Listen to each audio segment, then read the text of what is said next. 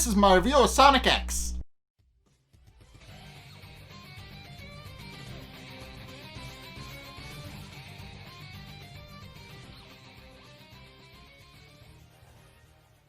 Okay, so this episode introduces a scenario to us that's been brewing for a while. So, it's let me set you up with the video. This is what the episode starts off. It's 3 in the morning, everybody's asleep. Nobody has a care in the world. They're all peacefully dreaming in dreamland. All of a sudden, Sam Speed shows up with a new rocket car, wakes up the entire neighborhood. That's how the episode opens. So Sam shows up with a new rocket car to the Thorndyke residence, and is immediately attacked by Ella and Mr. Tanaka, but they quickly realize that's him and go back to bed. At which point he reveals the reason he's there. He came in a new rocket car to race Sonic and finally prove who's the fastest. So Sonic immediately and initially denies any sort of wanting to go on with this. He immediately says no and completely turns his back on it, despite Sam quite literally pulling out all of the stops to make this one of the most spectacular races in Station Square history. Being the leader of the S team, he was able to get the entire city shut down just for this one race, and also was able to get the president to go along with his plan and actually greet the winner at the end of the race. So basically, he's pulled out all of the stops just to get this race to go on. But Sonic is very, very adamant on not wanting to race. He just doesn't care enough to actually want to do it. So Sam is very adamant on the fact that he won't take no for an answer. Eventually calls up the president's aide, Jerome Wise, who I've talked about before, but I didn't mention his name before now. But he calls up Jerome at the White House and tells him the situation, and Jerome doesn't get it at first and goes back to sleep, but eventually puts two together and quickly realizes that if Sonic doesn't race, it could ruin the president's reputation, and which isn't how that works. But because he's Jerome Wise, he's a little cuckoo. We know he's a little obsessed with getting the president the best ratings he possibly can and get him reelected. But in any case, Jerome Wise, realizing he needs to come up with a plan, eventually decides to call up an unlikely ally and decides to call up Dr. Eggman to help, and points out that Eggman is the perfect person to help because he could very easily motivate Sonic to get into the race. And Eggman is a little bit reluctant at first, but upon seeing how earnest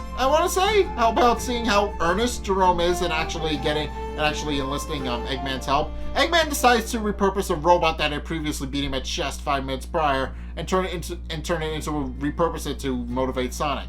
At which point he sends Bokoon over to the Thorndyke residence, and Bokoon reveals that if Sonic doesn't actually help him go through with the race, he'll have to kiss a kissy robot that Eggman made from the previous robot. So, and sure enough, Sonic immediately realizing that he would rather race Sam Speed than actually get kissed by one of Eggman's robots, decides to race. So, yeah, but Eggman basically did his job. It worked. I will openly admit it worked. So in any case, Sam and Sonic actually immediately get up to the starting line and are prepared to race around Station Square. So it's been established what they're going to do. It's been established where they're going. They're going to go through Station Square. They're going to go up and around the canyon and then come back to the stadium. That's mainly what their race is. So sure enough, with that, the race starts off, and Sam immediately has the lead. He's immediately able to outspace Sonic, though Sonic is quickly able to catch up. However, this is where things start getting a little cheaty.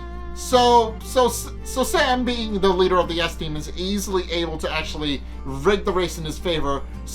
And Sonic equally retaliates with his own bullshit. So Sam's initial premise is that he's going to just drive in a straight line through the crowds, through the twists and turns of the Station Square by having a bunch of garage doors open that he can just drive straight through while Sonic has to weave around everything. Sonic, and isn't too happy about this, and proceeds to sit right on Sam Speed's dashboard, and sure enough sits right on the windshield so that Sam can no longer see. Sam eventually gets Sonic off by tricking him into going to the back seats, into the back, so he can actually get him off. Well, in actuality, he just had he had a little springy thing on the back windshield that will enable him to just bounce Sonic off. And everybody's confused as to what exactly Sonic is doing. So, in any case, Eggman sees this and is impressed with the rocket car because of how tricky it is. He's watching the broadcast too, might I add, because he has a stake in this. He can defeat Sonic without actually having to do any work. So naturally, Eggman is very interested. And sure enough, decides to add his own tweak to the race. And sure enough, when they get to the cannon, he pulls out a robot he calls Sumo Man, which is basically designed to be a big giant roadblock. Sonic and Sam Speed don't actually fight it. It's just there to get in their way. But sure enough, they both have their own ways of getting through it. Sam burrows into the dirt and just goes under it, whereas Sonic just goes through its legs. And Superman, realizing he's going to be punished, defeats itself and goes flying into Eggman's base. So basically, Eggman's flying ship goes down because they smack a giant robot smacks itself into it. And sure enough, Eggman is down for the count for the rest of the episode. And with that, they actually begin to approach the stadium with Jerome Wise excited because now the president is most likely going to get reelected because of this, or at least that's what he thinks in his mind. But as it turns out, he gets a call, and it turns out the president isn't showing up because of a meeting. So he's in a security meeting, so therefore he can't actually be there. But Jerome decides to play this to an advantage by realizing he can use this to become the president. He can use this to launch his own campaign and become the next president. So basically, he decides to go a little bit power hungry here, and thinks that if he uses this to launch his campaign, he can become the next president.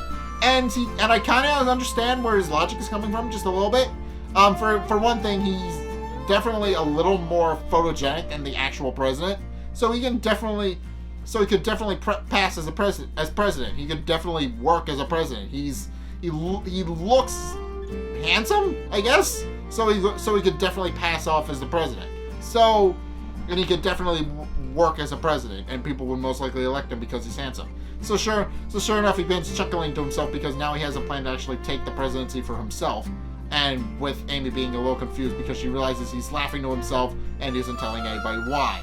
So, but in any case, they finally make it to the race with Sam putting on the turbo boosters on his rocket car to actually go the fastest it can be, and Sonic going the fastest he can go with his own two legs. They eventually do wind up going into a photo finish and tying. And sure enough, they have to actually resort to photo imagery to actually see who actually won the race. As it turns out, Sonic, it wasn't the first time Sonic was passing through the finish line. As it turns out, he already crossed the finish line and decided to go back for a victory lap. So, he already passed it, decided not to jump over it, not so they didn't break it, and then decided to finish it a second time. That is some beautiful cartoon cheese, and I kind of love it. But in any case, Sonic is regaled as the fastest thing alive, as he rightfully should be. And Sam, realizing that he lost, is pretty respectable in the fact that he lost. He's like, okay, I lost. I guess that means I have to just accept the fact that I'm not the fastest anymore. And sure enough, he gives up on that idea completely and decides, you know what? Me and Sonic can be friends. I can respect the guy faster than me. It works, but I can also but they basically acknowledged each other as equals because while Sonic was faster, they did technically tie. So they are able to acknowledge the fact that